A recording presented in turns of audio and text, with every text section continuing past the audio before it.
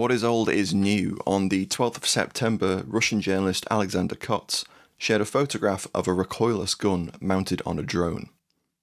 The idea certainly isn't a new one. The use of a recoilless gun on aerial platforms dates all the way back to the 1910s, with the development of a series of recoilless guns by Commander Cleland Davis of the US Navy. These were experimentally mounted on a variety of early military aircraft. While the Davis gun was abandoned shortly after the end of the First World War, it was influential and its principle of operation was utilised in later recoilless guns. Essentially, it worked along the premise of Newton's third law of motion, that all things have an equal and opposite reaction. As such, Davis connected two guns back to back, with the backwards firing gun firing a counterweight. Fast forward over a century and the concept is again being revisited in miniature and mounted on a quadcopter drone. Kots described the recoilless gun. Large pellets are loaded in the front and an equal counterweight is loaded in the back. Thus, a lightweight drone becomes capable of hitting small air targets without the risk of falling into a tailspin from recoil. The image appears to show a smoothbore weapon attached to the drone with plumbing clamps, with several electrical wires running to it, likely for the ignition of the charge.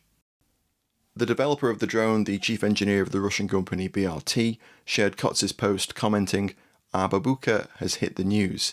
I made it, I taught it to shoot, and gave it to our FPV players. I don't fly myself, it's not my thing." He continued, "Since then, no response, no greetings. I'm not sure they've tried to test it." Which would seem to indicate that he developed the recoilless gun, handed it off to an FPV team, and hasn't heard much about it since. Though the timeline for this is unclear. The engineer followed this up by posting footage of a test of the recoilless gun, explaining, "The principle is fully functional, and it was used more than 100 years ago on plywood planes. On the FPV, as I see it, for its use you need to solve two main problems: aiming at the target, and correct ballistics of shot, i.e. dispersion and massive shot charge."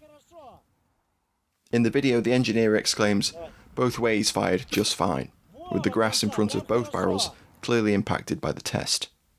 It's unclear what kind of shot the recoilless gun is designed to use. Likely a buckshot style round, able to spread on leaving the barrel and sufficiently damage an enemy drone.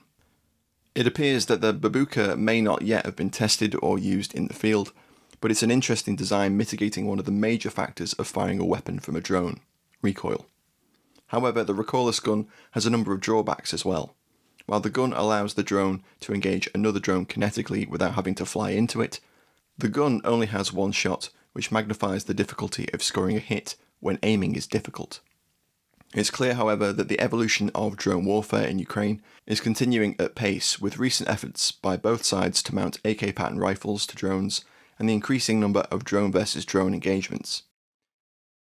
Thanks for watching, guys. Just a quick one this week. If I see any more about this recoilless gun, I'll be back with an update. If you spot it before me, do let me know. I'm also working on videos about the thermite drones that the Ukrainians have deployed, and also the Ukrainian efforts to knock out long-range Russian reconnaissance drones. As well as, of course, videos about all sorts of other things, including the MSBS Grot, Haenel Mark 556, and the Scar H, among a plethora of other things that I hope to get to as soon as possible.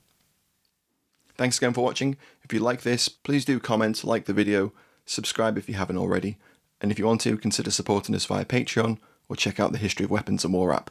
There's links to both of those in the description box below where you can find out more. Thanks again, catch you next time.